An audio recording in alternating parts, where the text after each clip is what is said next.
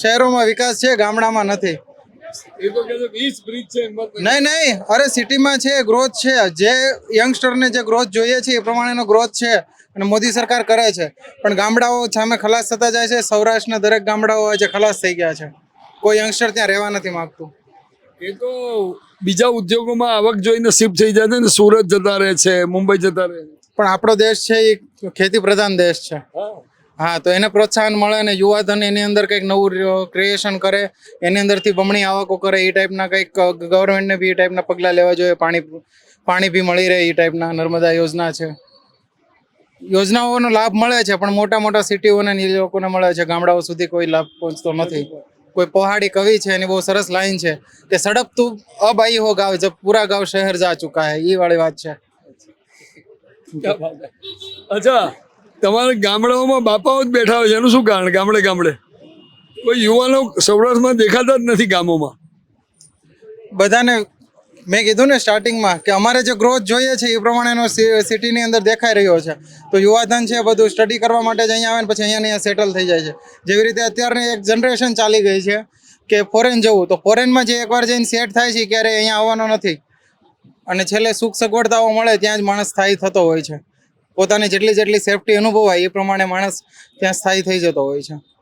તમારે કહેવા પ્રમાણે ગામડાનો માણસ એ પોતાના ખેતરમાં માલિક હતો, એ ખેડૂતમાંથી શહેરની ફેક્ટરીઓમાં મજૂર બનવા આવી ગયો છે. હા, વાત સાચી છે. પણ છતાં અહીંયા મજૂર બને છે, છતાં એને કંઈક પોતાને સુખ સગવડતાઓ મળે છે.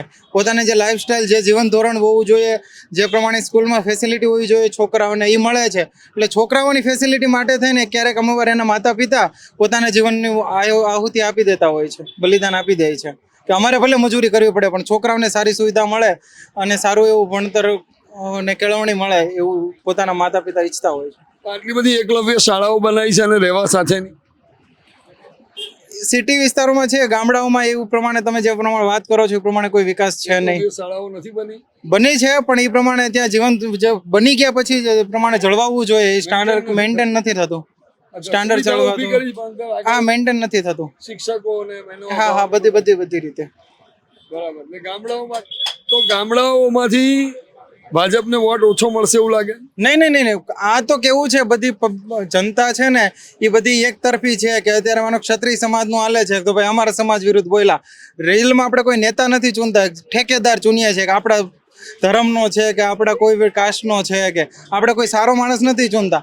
અને મીડિયા ક્વેશ્ચન પૂછે તો શું પૂછે છે?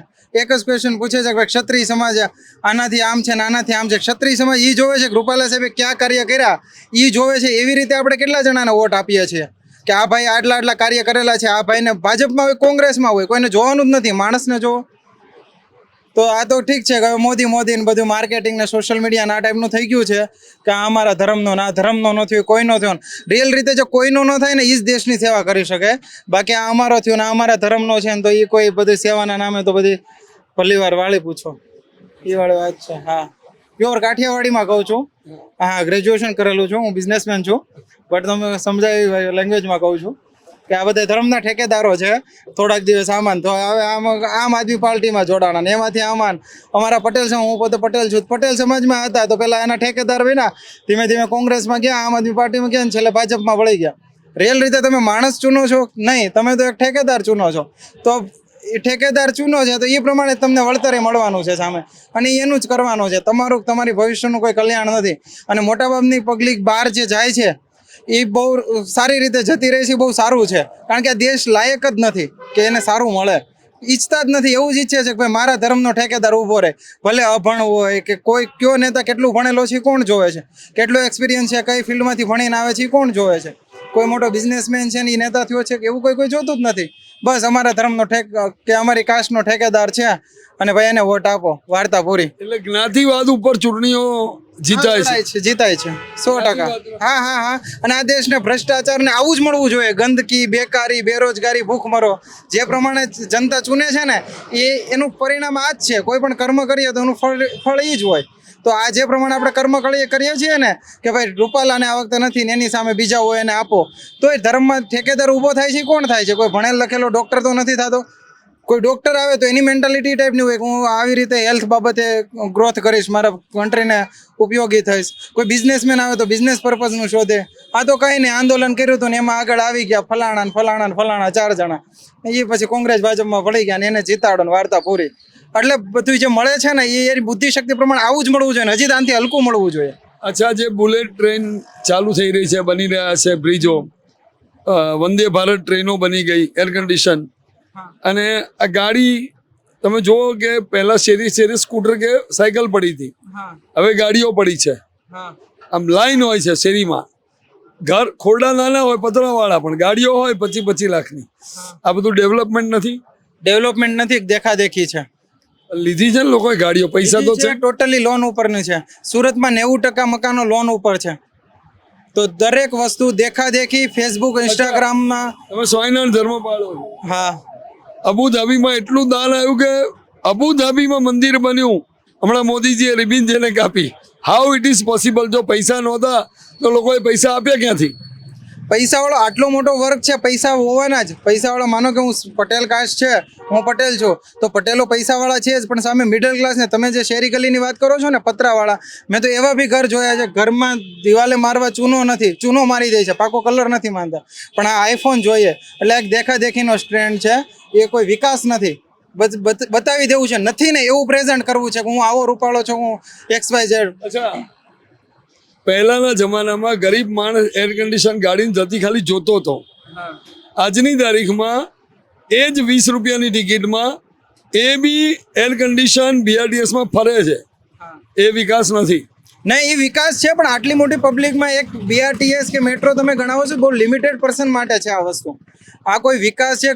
ઓવરઓલ જનરેશનનું જે રોડ છે, બ્રિજ, આ ભાઈ હમણાં કીધું 20 ઓવરબ્રિજ બનાવ્યા હિંમતનગર સુધીમાં. હા, હાઈવેનો, સ્ટેટ હાઈવેનો વિકાસ થાય છે એવું નથી કહેતો, નથી. વિકાસ છે જ, પણ એ બહુ ઉપરના સ્તરે થાય છે કે તમે જે પ્રમાણે આપણી પાસે વસ્તી છે, જે પ્રમાણે આપણો ગ્રોથ હોવો જોઈએ. પહેલાના જમાનામાં USA વાળા આપણા મહેમાન આવે, એમની પાસે કંઈક વસ્તુ ઇમ્પોર્ટેડ જોઈએ, ચકાચોંધ થઈ જતા, ઓહો આ શું છે, આ કેવી રીતે કામ કરે છે. એ આપણા દેશમાં આવતા 15-20 વર્ષ થતા હતા.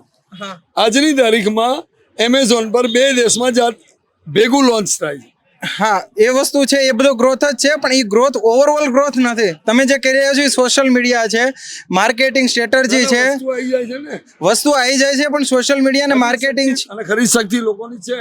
ખરી અત્યારે સમજો 68,000માં હીરોનું 2 વ્હીલર મળે છે, પણ તમે આ 1,30,000 લીધું છે. તો મેં 1 વર્ષની અંદર 40,000 કિલોમીટર ચલાવી દીધું છે. પણ 1,30,000 ખરીદ શક્તિ જો છે ને તમારી. મેં હપ્તા કરાવ્યા હતા પેટ્રોલ ડીઝલ સામે. હા, 10,000 નું મેં હપ્તો કરાવી દીધો. આજે અરબ કન્ટ્રીઓને આપણે આશ્રિત હતા, જેના કારણે આપણે ડીઝલ પેટ્રોલની જરૂરત રહેતી હતી, એમને સલામ મારવી પડતી હતી. એમાંથી બહાર કાઢવા માટે ઇલેક્ટ્રિક ગાડીઓમાં સબસિડી આપી, અને તમે જો અત્યારે રોડ પર કેટલી ઇલેક્ટ્રિક ગાડીઓ. આ વિકાસ નથી. વિકાસ જ છે, પણ વિકાસ કેવો છે? પેટ્રોલ ડીઝલના ભાવ વધારી દીધા, સમજ્યા? સામે 100 રૂપિયા પહોંચાડી દીધા. નહીં, 100 રૂપિયા પહોંચાડી દીધા. એટલે હું રોજનું 300 નું બાળતો હતો, એટલે મેં સીધું જ ફિક્સ કરી લીધું, મહિને 9,000 નું પેટ્રોલ જાય, એની જગ્યાએ 9,000 નું હપ્તો ભરીશ. એટલે આ એક સિમ્પલ વસ્તુ છે, સિમ્પલિટી છે, આમાં કોઈ વિકાસ નથી. આપણે એમના આશ્રિત નહીં રહીએ ને, અરબ કન્ટ્રીઓના. હા, હવે એમ આટલી બધી વસ્તી થઈ એટલે આશ્રિત નથી. આ કેવું છે કે બધે ભેગા થઈ ગયા, ભાઈ હવે આપણને કોઈ પહોંચે. હાઇબ્રિડ કાર ડેવલપ કરી, હાઇડ્રોજન વાળી, તો હાઇડ્રોજન વાળી કારના કારણે ઓર બહાર આવીશું આપણે. હા, આ વિકાસ છે એ એક બહુ લિમિટેડ વિકાસ છે. તમે જે વાત કરો છો એ અમુક કંપનીઓ એનો ગ્રોથ કરે છે. રિલાયન્સ છે તો કોઈ સેક્ટરમાં પડે છે, IT સેક્ટરમાં પડે છે, એક લિમિટેડ ગ્રોથ છે. ઓવરઓલ જનજાતિ છે એનું જીવન ધોરણ ઊંચું આવે એવું ક્યાંય નથી. અત્યારે આ પેલું જો પાણીના પેલી પાઇપો ટીંગાડી છે એક, તો ગવર્મેન્ટે ખાલી કેવા ખાતર કે ભાઈ સારું લાગે એના ખાતર, એનાથી શું તમને ફાયદો થવાનો? એની જગ્યાએ આખા શહેરમાં વૃક્ષો નથી વાવી શકતા. વૃક્ષો વાવે છે તો આખા ગ્રાઉન્ડમાં 1 લાખ વૃક્ષો વાવ્યા હતા, અને વિક્રમ સર્જ્યો હતો કે ભાઈ આ એવોર્ડ ને પેલું કર્યું, વર્લ્ડ રેકોર્ડ સર્જ્યો, ને GMDC ગ્રાઉન્ડમાં એટલા વૃક્ષો વાવ્યા. તો ત્યાં અંદર એક પણ વૃક્ષ નથી. ત્યાં કઈ મેન્ટેન નામે 0 છે, અને કોરું ગરબે રમે છોકરાઓ. પબ્લિક હાવ એટલે હાવ એમને આયુષ્માન કાર્ડ ને 5 લાખ રૂપિયા સુધી મફત સારવાર એ મળે છે. અને પેલા જન ઔષધિ કેન્દ્રમાં દવાઓ તમને સાવ વ્યાજબી ભાવે એકદમ પડતર 2,000 ની દવા તો 200 નું બિલ થઈને ઊભું રહે છે. આ જે સુવિધાઓ છે, મોટી મોટી સર્જરીઓ ફ્રીમાં થઈ જાય છે. અને કોઈ સ્ત્રી પ્રેગ્નન્ટ બને તો ઘેર પૂછવા આવે છે કે તમે આયર્ન લો છો, વિટામિન લો, શું ખાવ છો શું નહીં, ત્યારથી કાળજી લે છે. અને એને ડિલિવરી માટે લઈ જવાના પૈસા આપે છે, ઘરે મૂકી જવાની કાળજી લે છે. એ બધો વિકાસ છે, પણ એ દરેક વસ્તુમાં એ કોઈ પેલો વિકાસ નથી. આ કેવું છે, દેશ જન્મથી વિકાસ ચાલુ થાય. દેશ છે ને એ યોજનાઓ દ્વારા જ બહાર આવી શકે ને કોઈ પણ ગવર્મેન્ટ છે એ પોતાની યોજનાઓ દ્વારા જ પોતે લાંબો ટાઈમ સુધી સર્વાઈવ કરી શકતી હોય છે. તમે થોડુંક ડીપલી, તમે તો ભણેલા ગણેલા માણસ છો એટલે તમે અભ્યાસ કરશો. અને બીજી ગવર્મેન્ટ ચેન્જ થાય છે તો બી શું કરે છે, આગળની ગવર્મેન્ટે જે યોજનાઓ મૂકી હોય એ બંધ કરીને આવીને પોતાના નામની પોતાની યોજનાઓ ચાલુ કરે. એટલે કોઈ પણ સરકાર પણ એના દ્વારા જ લાંબો ટાઈમ સુધી ટકી શકે છે અને દેશ છે એ યોજનાઓ દ્વારા જ બહાર આવી શકે છે. કોઈ પણ સુવિધા આપણે આમ આદમી સુધી પહોંચાડીએ તો એ આના દ્વારા જ પહોંચી શકે છે. પહેલા બધી સુવિધાઓ લેવા માટે જે તે કચેરીમાં જવું પડતું હતું, ત્યાં જઈને ફોર્મ ભરવું પડે, બહાર એક એજન્ટ હોય એને પૈસા આપવા પડે. બધી સુવિધાઓ આજની તારીખમાં બધી એપમાં આવી ગઈ. મોબાઈલમાં સારથી એપમાં જાઓ, લાયસન્સ માટે ફોર્મ ભરી દો, પાસપોર્ટ માટે બધું ડિજિટલાઇઝેશન થઈ ગયું. એ ડેવલપમેન્ટ કે વિકાસ નથી. એ વિકાસ છે, પણ એ સમય સાથે થયેલો વિકાસ છે. તમે મોટા થાવ છો તો એનો વિકાસ એવો નથી. તમે 5 વર્ષના હતા, 7 વર્ષના થયા તો એમાં કોઈ મારો રોલ નથી. આ ડિજિટલાઇઝેશન છે કુદરતી રીતે થયું. કુદરતી રીતે એવું નથી. આખું વર્લ્ડ ગ્રોથ કરે છે. ઇન્ટરનેટનો ગ્રોથ થયો છે, ઇન્ટરનેટ આવ્યું અને મોબાઈલની દુનિયા આવી, એના પછી લોકો ઓટોમેટિક ગ્રોથ કરે છે. એમાં કોઈ ગવર્મેન્ટ આવીને ગ્રોથ કરી જાય છે એવું નથી. તો પછી તો અમેરિકા વાળા આપણા દેશમાં જે કેટલી પર પેટીએમ ને ફોન પે જોઈને ચકાચોન થઈ જાય છે કે ગજબ કહેવાય. યુકે વાળા કે અમારે ત્યાં શાકની લારી પર પેટીએમ છે. આ જે ડેવલપમેન્ટ છે કેશલેસ, એને શું કહેશો? વિકાસ નહીં. વિકાસ નથી. એ તો છૂટાની રામાયણ ન થાય ને એના માટેનું બધા ટીંગાડી દીધું છે કે ભાઈ ક્યાં છૂટાની માથાકોટ કરવી એ વસ્તુ છે. અથવા તો ખિસ્સામાં ક્યાં પૈસા રાખો. હું છું યંગસ્ટર છું, મારા ખિસ્સામાં 1 પણ રૂપિયો નથી, મોબાઈલથી સીધું સ્કેન કરીને નીકળી જવાનું. એટલે આ વસ્તુ છે એ કોઈ વીકમાં 3 દિવસ ગૃહિણીઓ રાંધતી નથી અને બહાર જમે. પહેલા અમદાવાદમાં મહેતામ જમવા જવું પડે અને સૌરાષ્ટ્રમાં ઠાકરમાં જવું પડે જમવા. બરાબર. આજે કેટલી રેસ્ટોરન્ટ, કેટલી હોટલ ઇન્સ્ટામાં જોતા હશો, ગૃહિણી વીકમાં 3 દિવસ બહાર જમે છે. એ ખિસ્સામાં પૈસા નથી. ખિસ્સામાં પૈસા નથી કહું છું. પેલા છે ને નાનામાં નાનું કોઈ ઘરનું માણસ હોય એના મેરેજ થતા હોય ને તો 10-15 તોલા સોનું એમનેમ આપતા હતા. આજે કોણ માણસ કેપેબલ છે? દેખાદેખીનો જમાનો છે. જેટલું દેખાય છે એ ટાઈપનું સુશોભન એવું કરો. એ તો દહેજ કહેવાય, તો બંધ થવું જોઈએ. બંધ થવું જોઈએ નહીં. સમૃદ્ધ હતા અને શું કામ એ દહેજ એવી રીતે નહોતા આપતા. છોકરીને કે છોકરાને કંઈ બી લાઈફમાં ઇસ્યુ આવે તો એ વસ્તુ એને ગળા ફાંસો ખાવાનો ટાઈમ ન આવે. એ વસ્તુને વેચીને તરત તાત્કાલિક રોકડા રૂપિયા લઈને જે બી મુશ્કેલી આવે એમાંથી સર્વાઈવ કરી શકે એના માટે આપતા હતા એ વસ્તુ. જે અમેરિકા મોદી સાહેબને વિઝા નો આપતો રેડ કાર્પેટ બિછાવે છે. વિશ્વમાં જ્યાં જ્યાં ડિસ્પ્યુટો ઊભા થાય, પુતિન ને યુક્રેન, રશિયા યુક્રેનનો હોય કે પછી ઇઝરાયલ ને હમાસનો હોય, મોદીજીના મંતવ્યને મહત્વ આપવામાં આવે છે. તો આપણું આંતરરાષ્ટ્રીય લેવલ દેશનું નામ થયું છે, વિકાસ નથી. એ બધો વિકાસ જ છે, પણ એ એક સમય પ્રમાણે જે થવો જોઈએ એ વાળો છે. તમે જે કમ્પેર કરો છો ને અધર શું રાહુલ હોત તો એ રીતે માન મળતું હોત? નહીં. આપણે ઇન્ડિયા બનાવતા થઈ ગયા. કઈ દુનિયામાં છો? તમે તો ભણેલા છો. આ રફેલ ને બફેલ આપણે બનાવતા થઈ ગયા હથિયારો. તો આપણા દેશ પર ગર્વ કરવો જોઈએ. આ માણસ આટલું તો કર્યું ને. બરોબર છે, ગર્વ તો છે જ.